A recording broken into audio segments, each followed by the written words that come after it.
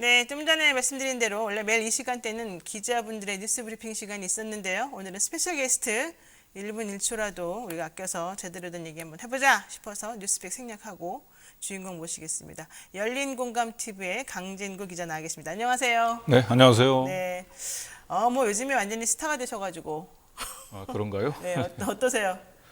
예, 요즘 많이 바쁘기는 합니다. 그리고 저희 열린공감 TV를 통해서 많은 격려와 응원 받고 있고, 그래서 열심히 뛰고 있습니다. 네, 사실 저희가요, 이제 제가 TBS에서 더룸이라는 방송을 진행하는데, 네. 우리가 방송하는 타임이 하필이면 꼭 열린공감TV가 하는 거예요. 예, 그래가지고 저희 시청자층이 많이 뺏기는데, 어제는 이상하게 네, 저희 동접자 수도 되게 좋고, 네. 시청자층이 많이 안 없어지더라고요. 그래서 내가 이상하다 봤더니만, 어제 밤에 또 무슨 일이 있었다면서요. 예, 그렇습니다. 어제 저희가 최은순 씨가 현재 주소지로 두고 있는 남양주 온요양원 주변을 저희가 현장 취재를 했습니다. 그러니까는 어제 저녁에 긴급 생방송을 하셨는데 그게 바로 윤석열 전 총장의 장모인 지금 보석을 받아가지고 네. 이제 주거지 제한 같은 걸 받고 있는 최윤순 씨에 대한 그렇습니다. 취재를 하시느라고 좀 네. 일찍 했다. 네. 자 그러면 열린공감TV의 제작진이 모두 출동을 해서 그분을 찾았다는 거 아니에요? 그렇습니다. 제목이 도망간 최윤순 어디 갔냐 뭐 이런 거던데. 집 나간 집 나간. 최은순 씨를 찾아라. 집 나간. 네. 뭐 엄마 찾아서 한 말리도 아니고. 네. 예. 자 어떻습니까 정확하게? 예. 일단 저희가 최은순 씨가 보석으로 석방될 당시에 보석 조건이 남양주로 주거를 제한한다고 돼 있었잖아요. 남양주로. 그런데 저희가 그 보석 이후에 이제 최은순 씨 동태를 관찰한 결과 최소한 법원에서 주거를 제한한 남양주에는 살고 있지 않다. 최소한 거기를 주거로 두고 있지 않다라고 하는 건 확신을 할 수 있었습니다. 그래서 장기간 취재를 통해서. 네. 그래서 이제 어제는 이제 저희가 직접 최은순 씨가 주거로 삼아야 되는 남양주의 현장 취재를 통해서 이 남양주에 최은순 씨가 없는, 그러니까 일종의 이제 보석 조건을 위반을 한 거죠. 이제 이걸 확인을 시키고, 그렇다고 얘기한다면 최은순 씨는 어디에 있는지를 네. 시청자들과 함께 찾아 나서는 그러한 컨셉으로 방송을 준비를 했습니다. 그러니까는 사실 우리가 이제 항상 논란이 되는 게 이 고위급 인사와 연루된 황제 보석이 항상 문제가 네. 되잖아요. 네. 근데 사실 최은순 씨도 사위가 검찰총장이었고 네. 지금 유력한 또 야당의 대선 후보이니까 1심에서 법정 구속된 다음에 2심에서 풀려난 것도 조금 이상하다라고 보는 시각이 많았는데 네. 또 이 주거지 제한이라고 하는 보석 조건 자체를 아예 어긴 것으로 네. 지금 판단이 됐다는 거예요? 네, 그냥 어긴 게 아니고 이제 어제 사실은 최은순 씨가 남양주시에 있어야 되는 남양주시에 있지 않다는 사실을 확인하고 그럼 네. 어디에 있느냐라고 하는 부분들이 그다음 중요한 취재였는데 네. 저희는 시청자들의 제보를 통해서 최은순 씨의 소재를 파악을 하려고 했는데 전혀 뜻밖에도 최은순 씨가 스스로 본인이 지금 현재 어디에 있는지를 얘기를 했어요. 어떻게 해요? 제가 이제 생방송 도중에 큰 기대를 하지 않고 최은순 씨한테 전화를 걸었거든요. 네. 과거에 쓰던 휴대폰으로. 그런데 전혀 뜻밖의 최은순 받아요? 씨가 직접 받았어요. 어머나. 그래서 순간 제가 오히려 좀 당황했는데 최은순 씨가 스스로 지금 현재 어디 있냐라고 얘기를 했더니 서울에 있다고 얘기를 했고요. 그리고 원래는 남양주에 있어야 되는 거 아니냐. 네. 왜 서울에 있느냐라고 얘기를 하니까 아니 나 서울 말고 또 양평에도 있다고 얘기를 했었고, 그리고 남양주에는 거의 온요양원이라고 이제 본인 가족들이 운영하는 요양원이 있잖아요. 거기에 매일 같이 왔다 갔다 한다. 이런 얘기를 본인이 했어요. 그러니까 서울과 양평 일대를 실질적으로 주거로 하면서 남양주에는 온요양원을 매일 같이 왔다 갔다 한다라고 얘기를 한다면 사실상 제가 볼 때는 주거 제한이라고 하는 게 사실상 의미가 없잖아요. 그렇죠. 그런데 최은순 씨는 이런 얘기를 하면서 본인이 이게 법을 위반하고 있다라고 하는 의식 자체가 없었던 것 같아요. 아니 근데 우리가 이제 보석 조건은 사실 까다롭지 않습니까? 네. 그래서 주거지 제한이라고 하는 보석 조건을 어겼다 그러면 그렇게 당당하게 얘기를 못 할 것 같은데 그렇게 네. 그분이 당당하다는 것은 혹시 조건 같은 게 또 변경됐나요? 우리가 모르는 사이에? 저희가 확인한 바에 따르면은 법원에서 최초의 보석 허가를 내준 이후에 추가로 뭐 조건 변경, 예를 들어서 주거지 변경 네네. 신청이라든지 이런 것은 없었던 것으로 확인이 됐습니다. 그러나 오늘 일단 윤석열 그 캠프에서 어떤 입장을 보일지 또 법원에서 어떤 입장을 보일지는 모르는데 저희가 네. 확인한 바에 따르면 애당초에 남양주로 주거를 제한하는 것으로 보석을 허가했고 그 이후에 조건 변경은 없었던 걸로 저희는 취재는 했습니다. 예전에 이명박 전 대통령도 집으로만 또 주거지가 돼 있다가 또 뭐 외출 제한했다가 뭐 좀 바뀌고 그래서 우리가 참 그 사람들은 조건도 잘 바꿔준다 이렇게 생각했는데 이분은 그런 건 아니었군요. 그리고 일단 저희가 확인한 바에 따라 그러고 만약에 법원이 그런 식으로 그 허가를 변경을 해줬다. 그리고 최초의 아예 보석 조건이 우리는 남양주로 주거를 제한하는 줄 알았는데 서울과 양평, 남양주를 자유롭게 오고 가도 문제가 없도록 허가를 내줬다고 얘기한다면 이거야말로 황제 보석이고 특혜가 아닌가. 그렇죠. 예, 저는 설령 이게 법 위반이 만약에 아닌 걸로 판단이 된다고 얘기한다면 황제 보석이란 차원에서 오히려 그게 더 큰 문제일 수도 있다고. 그렇군요.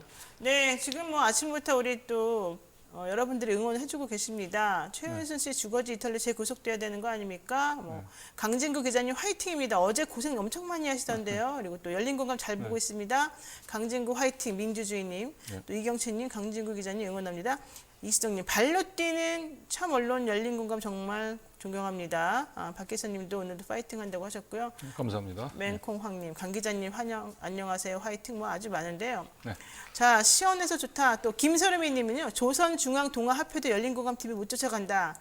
밖에서 열심히 취재해주고 있습니다. 뭐 이런 얘기 많이 하셨고요. 네, 감사합니다. 자, 어쨌든 간에 이제 좀 한번 계속해서 얘기하겠습니다. 사위 성렬이는 법과 원칙을 좋아하는 것 같은데 최은순 장모님은 사위 성렬이 얼굴에 똥칠하고 있는 거 아닙니까? 이런 얘기도 하셨습니다. 검사 사위를 너무 믿어서 그러실 수도 있죠. 그런가요? 나도 정말 검사 사이 보고 싶네. 나도 딸이 있는데. 자, 보겠습니다. 자, 그런데 어쨌든 간에 윤석열 후보 장모 최은순 씨 이제 애타게 찾았는데 결국에는 그냥 이제 너무 당당하게 서울에 있다더라 이런 얘기 나왔습니다. 그러면은 법무부나 이런 쪽에 교정 당국에 연락을 하셔야죠. 네, 오늘 저희가 법원에다가 그 최은순 씨가 보석 조건을 위반한 사실을 고발을 하려고 생각하고 있습니다. 그렇게 고발하면 그 다음 절차가 이제 법무부에서 확인을 하고 네. 정말로 절차 위반이라고 하는 게 확인이 되면은 네. 다시 재수감돼야 된다. 재구속시켜라. 사실 이렇게 이제 한번 하게 됐는데요. 또 높으신 분들은 그런 거 어겨도 그렇게 썩 안 하나 보더라고요. 글쎄요, 저희들이 이번에 또 취재하는 과정에서 몇몇 변호사분들한테 얘기하니까 그런 주거지 제한을 위반한 부분들을 대수롭게 얘기하시는 분도 많더라고요. 그러니까요. 높은 사람일수록 그러더라고요. 뭐 그렇긴 합니다만 뭐 저희는 뭐 법과 원칙을 강조하는 윤석열 후보자 같은 경우는 장모님의 이런 주거 제한 위반에 대해서 관용을 보여서는 안 된다고 생각을. 그렇죠. 사실은 모범을 정말 보여야 되는 분 아니겠습니까? 자, 이번에는 뭐라고 대답할지 한번 궁금합니다. 자, 좋습니다. 자, 오늘 관계자 모신 이유는요. 이제 대장동 개발 특혜 의혹과 관련해서 국민의힘 대선 주자 윤석열 후보 이름이 자꾸 거론이 되고 있고 특히 그 부친인 윤 교수가 화천대유 최대 주주인 김만배 씨 누나에게 집을 팔았던 그 내용에 대해서 조금 우리가 알고 싶어서 그런 거예요. 왜냐하면 단독 보도를 하셨는데 계속해서 그 집이 뭐 제대로 팔린 거냐 아니냐 논란이 많지 않습니까? 그렇습니다. 자, 열린공감TV에서 이 사실을 단독 보도했는데 방송 나가고 이제 좀 정리를 한번 해주시죠. 지금까지 상황을. 네, 일단 저희가 확인한 것은 그 화천대유 대주주인 김만배 씨의 누나가 윤석열 후보자의 부친 인 윤기준 교수의 연희동 집을 19억 원에 그 매입한 사실을 확인했고요. 이거는 뭐 부인할 수 없는 객관적인 사실이죠. 그리고 그렇죠. 매입 시점은 계약은 2019년 4월이에요. 그러니까 윤석열 그 후보자가 서울중앙지검장 시절이고요. 그리고 이게 이제 그 등기 소유권이 넘어간 건 7월 2일입니다. 네, 그러니까 2일 넘어갔다고 그러더라고요. 그 당시는 이제 윤석열 후보자가 그 검찰총장으로 후보자로 지명이 됐던 상황이죠. 그러니까 어쨌든 검찰총장 그 후보자로 물망에 오르거나 지명이 된 시기에 화천대유 대주주인 김만배 씨의 누나가 윤석열 후보자 부친의 집을 매입을 했다. 이거는 이제 객관적인 사실인데 그렇죠. 윤석열 후보자 쪽에서는 상대방 거래 상대방이 김만배 씨의 누나라고 하는 부분 또 화천대유와 관계되어 있는 사람이라고 하는 거를 알지 못하고 거래를 했다. 이제 이렇게 결국은 지금 와서 보니까 뭐 이 문제가 거래 상대방이 문제가 되는 거고 김만배 씨 누나하고 우리 부친이 부동산 거래를 하게 된 것은 그냥 우연의 일치인 것이고 정상적 거래이다. 네. 이제 이렇게 주장을 하고 있는 거죠. 근데 네. 뭐 어차피 그냥 자본주의 사회이고 아버지가 자기 네. 집 오랫동안 소유하고 있다가 뭐 팔아야 될 특단의 사정이 생겨서 팔았다면 네. 뭐 상대방이 누구든 그게 뭐 특별히 문제가 되겠습니까? 이게 왜 중요한 질문이 되는 걸까요? 일단은 저는 이 화천 대유라고 하는 게 여러 가지 지금 부동산 개발 특혜 의혹을 받고 있고 그 특혜 규모가 지금 이제 수천억 대가 되고 있지 않습니까? 그렇죠. 뭐 8천억이 국민적인 넘죠, 이제는. 공분을 자아내게 하고 있고요. 네. 이런 사람들과 윤석열 후보자의 가족들이 부동산 거래를 했다는 사실만으로도 충분히 대통령 그 후보자 입장에서는 국민들에게 성실하게 해명을 해야 될 책임이 있다고 생각을 합니다. 그런데 거꾸로 이러한 의혹들을 이제 보도했던 언론사, 그다음에 관련된 이제 의원들을 지금 고발을 하는 부분인 것은 제가 볼 때는 대통령 후보자로서 적절한 태도는 아닌 것 같습니다.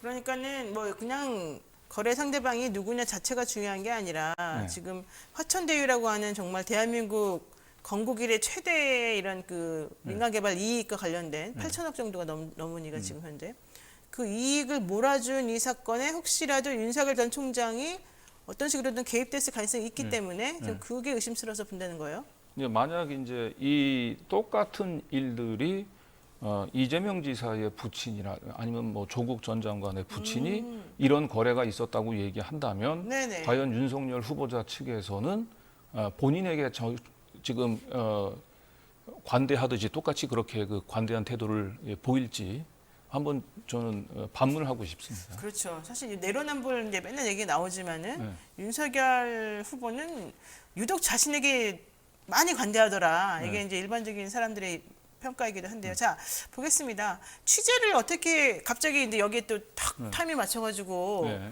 취재하셨을까? 그것도 좀 신기한데요. 부동산 등기부등본은 사실 다 공유돼 있습니다만은 누구나 네. 볼 수 있게끔.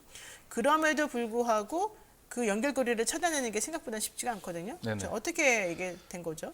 사실 열린공감 TV의 탐사 보도 취재물 중에 상당수는 저희 자체 그 스태프들의 그 노력만으로 이루어진 것은 아니고요. 시민 기자들의 이제 제보와 시민 기자들의 함께하는 취재가 곁들여져서 네. 작품이 이제 이 취재 결과물들이 만들어지고요. 역시 이번 그 저희 탐사 보도도 시민 기자들의 결정적인 공이 있었습니다. 그러니까 네.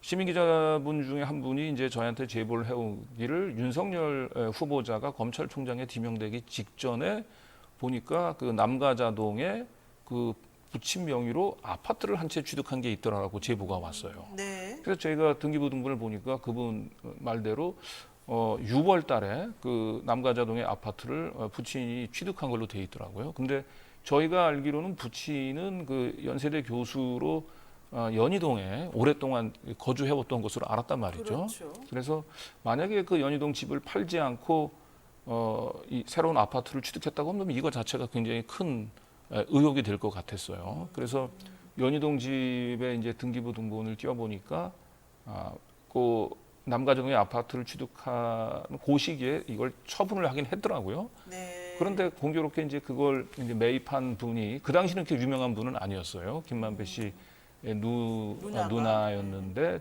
김만배 씨 누나라고 하는 것도 몰랐죠. 그렇죠. 사실 김명옥 이름만 보고는 그렇죠. 어떻게 알겠습니까? 근데 다만 이제 그분이 이제 그 연희동 집을 취득할 당시 그러니까 계약서에 작성된 그 주소지가 목동이었고요. 그래서 목동에 해당 주소지를 보니까 그게 한 5층짜리 그 건물이었는데 부동산 거래 관계가 대단히 좀 복잡하더라고요. 그래서 이건 뭔가 꾼이다. 그리고 촉이 오셨군요, 딱. 그래서 검찰총장의 그래도 그 아버지인데 그러니까 이렇게 부동산 꾼하고 거래한 것 자체가 뭔가 조금 이상하긴 하다.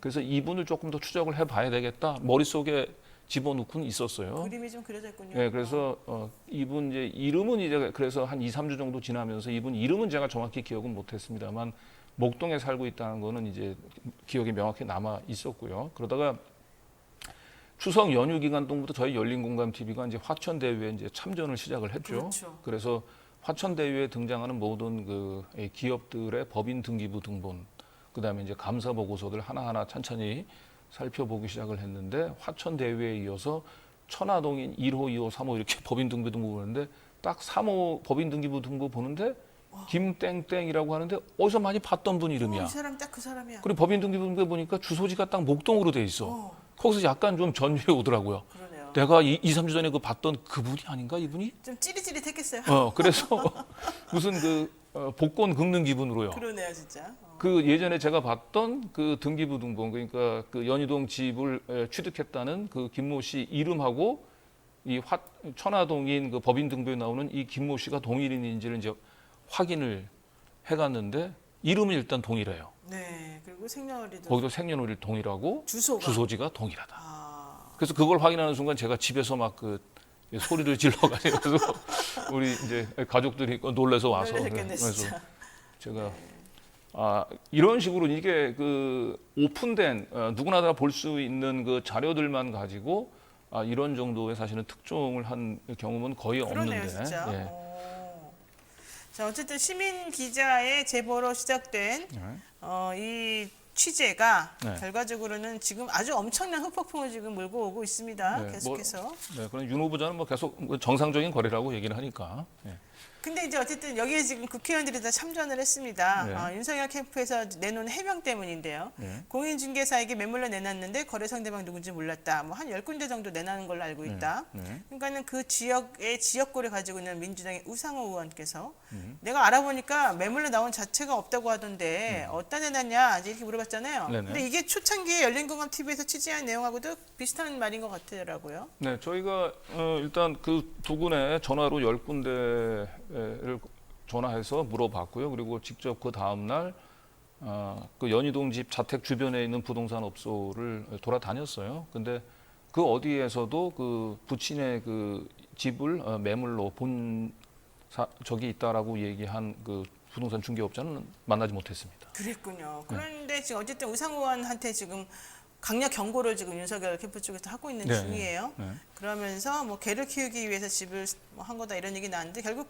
아무도 지금 아들이 사는 것처럼 보이긴 하는데 현실적으로는 뭐 개는 없고 그런 얘기죠? 아들은 아닌 것 같고 저희가 현장 취재에 갔을 때 택배가 하나 있었는데 택배를 보니까 뭐 그 약간 귀걸이 뭐 이런 이렇게 액세서리를 주문을 했더라고요, 여성용. 택배로? 네, 그래서 아마 20대 또는 30대의 여성이 그곳에 살고 있는 것은 서로 추정은 되는데 여성이? 그분이 누군지는 모르겠어요. 그분 혼자서 사는지 아니면 가족들하고 사는지 그분들은 조금 더 취재를 해봐야 돼요. 좋습니다. 하나만 여쭤보고 이 주제는 조금 정리하겠습니다. 자, 윤석열 캠프에서 뭐라고 하든 간에 제일 중요한 거는 네.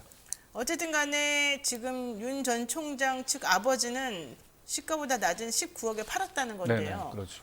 그렇게 뭐 싸게 팔았다라고 하는 것이 어떻게 뇌물하고 연결이 되는 걸까요? 일단 저희가 주목하는 부분들 이제 두 부분이 있는데 애당초에 이게 개인한테 팔았다가 나중에 법인 명의로 바꾸려고 하다 다시 개인으로 갔다고 얘기했잖아요. 네. 근데 이걸 윤석열 후보자가 왜 법인 명의로 팔았다는 부분들 어떻게 알았을까? 그건 분명히 이 김만배 씨 누나가 얘기를 했기 때문에 그렇죠. 알았던 그런 거고. 얘기를 사실 안 하겠죠. 그냥 개인 모르는 사람하고 거래했으면 그걸로 끝이지. 그렇죠. 예. 그런데 김만배 씨 누나가 여기 말고도 목동 인근을 비롯해서 한 10개 부동산이 정도의 많아요. 부동산을 가지고 있는데 개인 소유 말고 법인 명의로도 가지고 있는데 법인은 전부 천화동인이에요. 그러면 제가 볼 때는 2019년 4월 달이면 검찰총장 후보로 하마평에 오르는 때고 네. 민정수석실에서 후보자들 주변을 샅샅이 털겠죠. 그렇죠. 아버지 재산도 털 거 아닙니까? 그렇죠. 예. 그랬을 때 만약에 천화동인이라든지 이런 이름이 나오게 되면 굉장히 의혹을 받겠죠. 그래서 그렇죠. 저는 이렇게 법인 명의로 가려고 하다가 개인 명의로 바꿨다라고 하는 부분들이 조금 예사롭지 않게 보이고요. 그때 그리고 민정수석이 그러면 조국 전 장관인가요?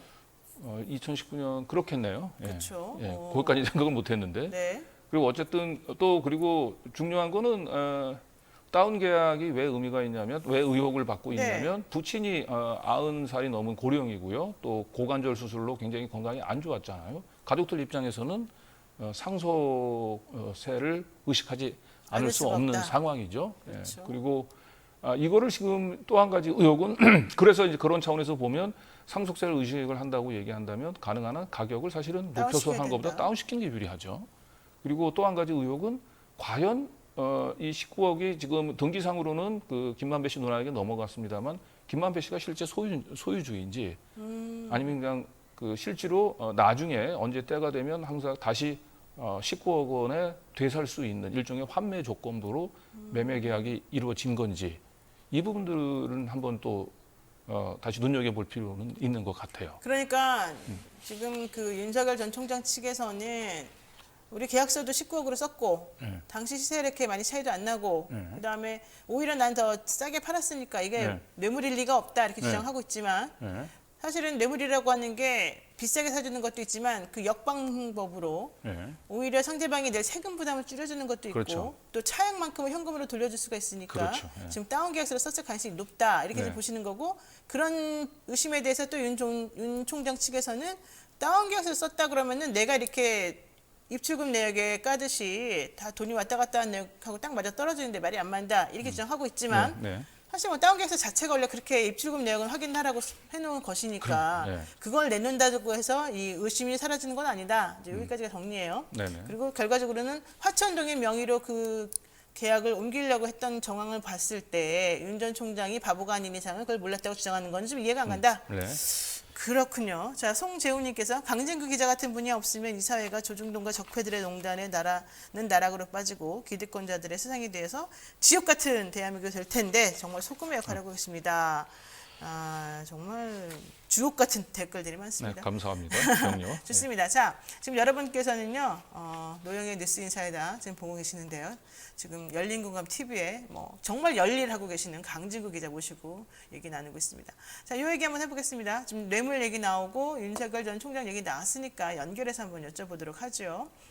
박 전 특검 인척에게 김만배 씨가 100억 원 건넸다, 뭐 이런 얘기. 그러면은 그 김만배 씨가 뭐 400 몇십억을 통장에서 꺼내가지고 마음대로 쓰는 그 과정 중에서 누군가에게 100억을 건네줄 정도라면 관련해서 또 그리고 이 윤석열 후보가 박영수 특검하고 아주 절친한 관계이고 그렇죠. 수사팀장이기도 했는데 과연 둘 간의 관계는 깨끗했을까? 네. 또 하나는 박영수 특검을 비롯해가지고 수많은 검찰 관계 인사들이 지금 법조 병풍처럼 이 화천대유를 둘러싸고 있는데 네. 윤석열 총장은 현직에서 가장 매력적인 그런 먹잇감이었을 텐데 예를 들면 네. 과연 김한배 씨가 그렇게 돈이 많고 그렇게 여기저기 뿌려대는 상황에서 이것을 그대로 놔뒀을까 좀 이상하다 이제 이렇게 좀 보시는 거예요. 네네. 자 그렇다면은 로또 맞을 확률보다 낮다는 그런 하늘에 온 기운이 모여야지만 이루어진다는 그 매매 계약도 그렇지만은 실질적으로 윤석열 전 총장하고 박영수 특검 간의 관계 같은 거를 혹은 김만배 씨 간의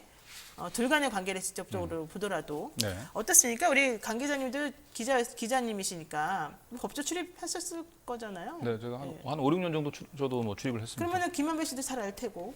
김만배 씨는 그냥 얼굴 정도만 저는 기억이 나요. 예. 그럼 당시 윤석열 전 총장하고 기자들 간의 관계라든가 뭐 윤석열 총장이 말하는 것처럼 나는 모르는 사람이다 이렇게 말한다는 게 타당한가요?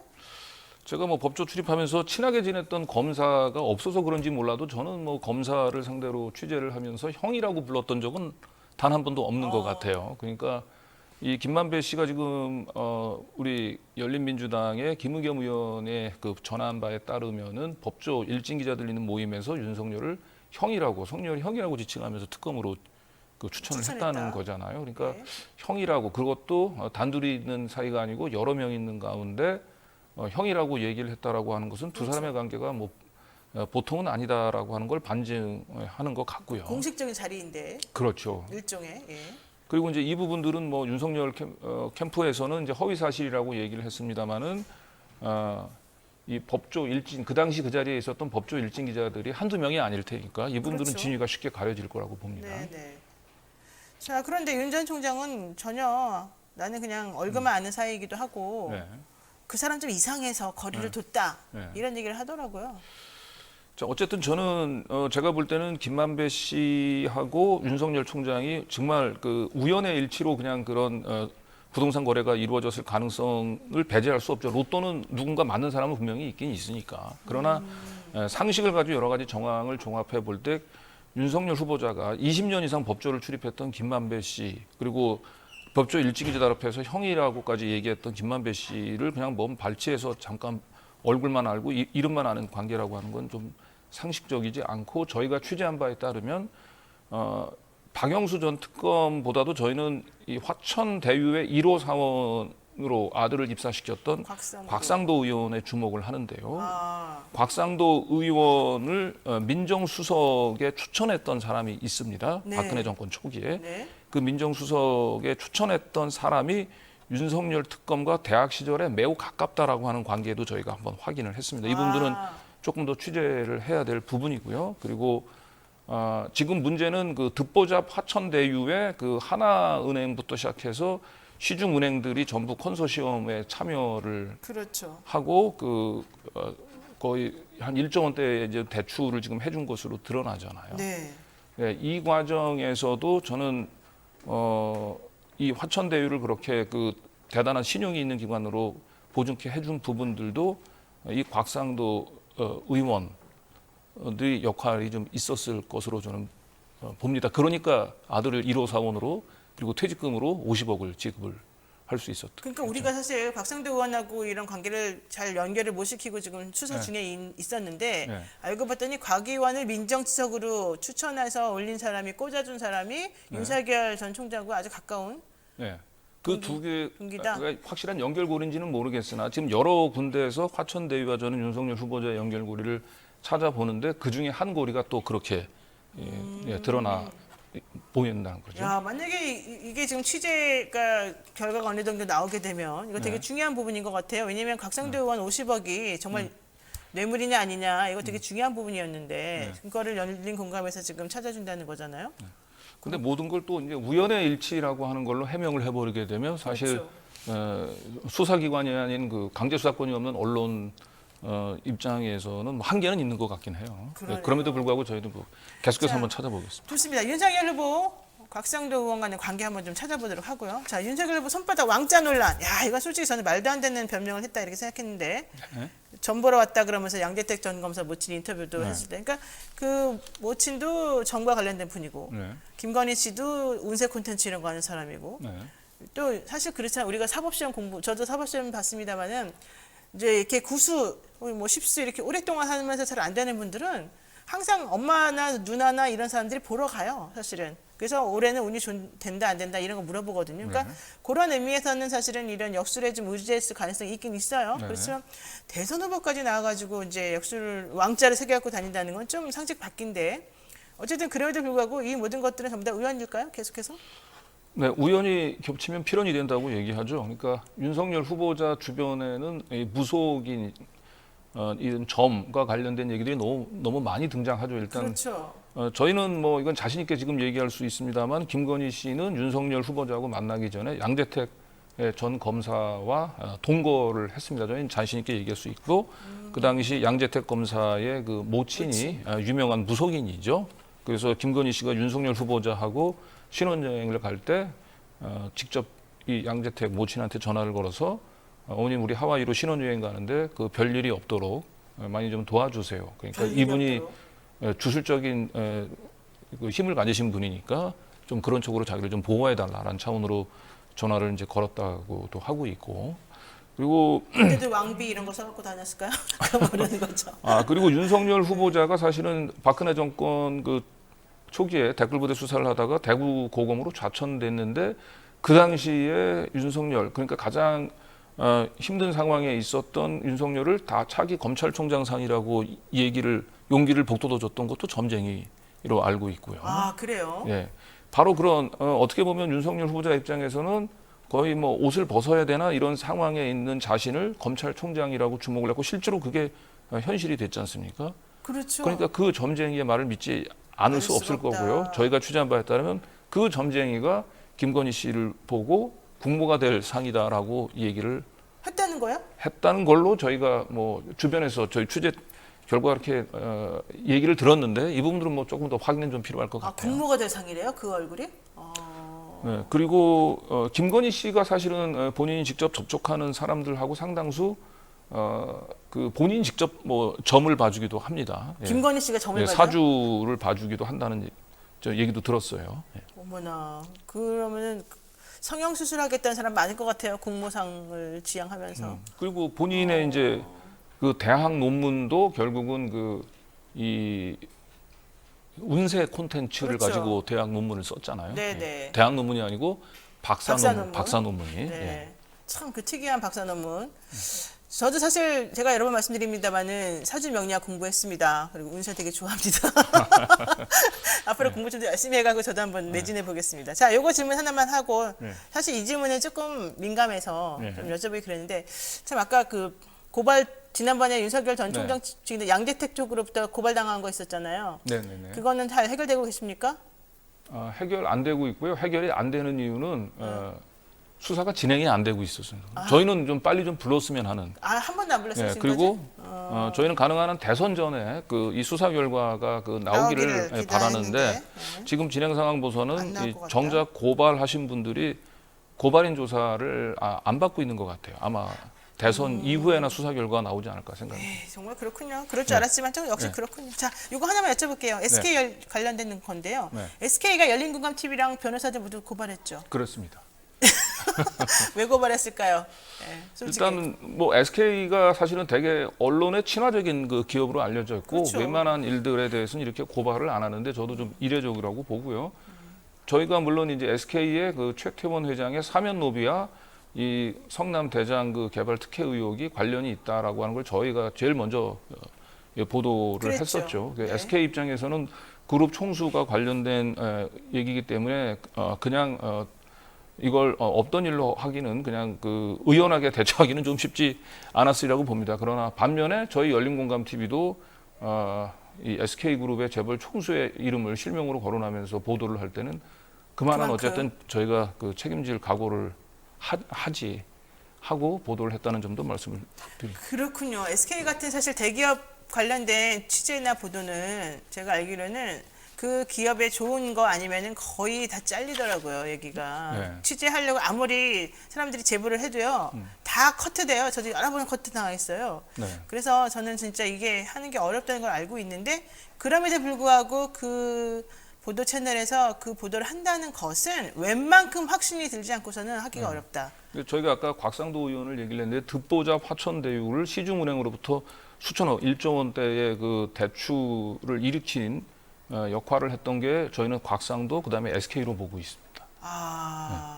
곽상도, SK, 네. 윤석열, 네. 요 삼각관계가 매우 중요하군요, 그러면. 그러니까 성남 대장 개발 프로젝트는 우리 사회의 그 정치 권력, 재벌 권력, 그다음에 검찰 권력 들의 거기다가 금융 마피아까지 어우러진 악의 카르텔의 결과물들이라고 보고요. 근데 이걸 그 당시에 그 성남시장 한 명이 마치 모든 이런 비리의 오케스트라의 주의자인 것처럼 지금 그렇죠. 언론들이 몰아가고 있는 부분들은 기본적으로 이 사건에 대한 기본적인 프레임에 대한 이해가 좀 부족한 것 같다. 부족하거나 아니면 모두가 있는 것 같다. 예, 그런 것 같습니다. 저는 요거 하나만 저희 촉으로 말씀드리겠습니다. 지금 대장동 카르텔 얘기하긴 하는데요. 예. 규모는 좀 작지만은 윤 총장의 장모인 최은순 씨가 양평에서 그렇습니다. 인허가 사업할 때, 네. 그 아파트 지을 때 사실은 수상한 게 되게 많아요. 그게 똑같아요. 양상이. 구조가? 그러니까 원래는 LH에서 하려고 했던 것을 갑자기 양평에서 취소를 하죠. 그렇죠. 근데 취소를 하자마자 기다렸다는 듯이 그 최은순 씨가 그 주변 일대 땅을 막 사들여요. 그렇죠. 예. 그리고 2년 동안 이거를 끝내기로 네. 허가를 받죠, 인허가를. 그렇죠. 그런데 네. 그런데 아니 어쨌든 그래서 결과적으로 예상했던 대로 그 허가가 다 떨어지고 그걸로 600억, 800억 가까운 분양 수익에 뭐 한 몇백억 정도의 그 수익을 그러니까 올리죠. 인허가 받고 나서 그 어떤 기간까지 해라 그런데 안 했으면 사실은 취소시키거나 이래야 그렇죠. 되는데 예, 예. 그리고 혹은 연장시켜줘야 되는데 그런 절차 하나도 안 거치고 아무도 뭐라고 안 그러고 그냥 그 사업을 그대로 4년 연기시켜서 그렇죠. 해줬어요. 그래서 2016년도에 그게 됐어요. 그게 쉽지가 않다는 거죠, 일반적으로는. 네, 그리고 거기서 가장 중요한 거는 단 한 푼의 그 개발 이익 환수가 이루어지지 않았다는 그렇죠. 거. 예. 그래서 그 사람은 정말 혼자 떼돈 벌었다 이런 얘기잖아요. 네, 고스란히 모든 개발 이익들이 전부 결국 최은순 씨 호주머니로 들어갔고요. 구조가 똑같은데 양평군수한테 뭐라고 한 사람 한 명도 없네요. 네. 좋습니다. 예, 그런 똑같은 개발 구조는 저기 부산의 그 부산 LCT도 마찬가지고요. 그렇죠. 예. 야, 이렇게 되면 우리가 해야 될 게 많습니다. LCT도 봐야 되고 양평에서 일어난 인허가 관련된 특혜 의혹도 살펴봐야 되고 강진구 기자 제가 보약 한 잔 해드리겠습니다. 네. 감사합니다. 네, 오늘 말씀 여기까지 듣겠습니다. 노영의 뉴스 인사이다 열린공감TV의 강진구 기자 함께했는데요. 고맙습니다. 네, 고맙습니다.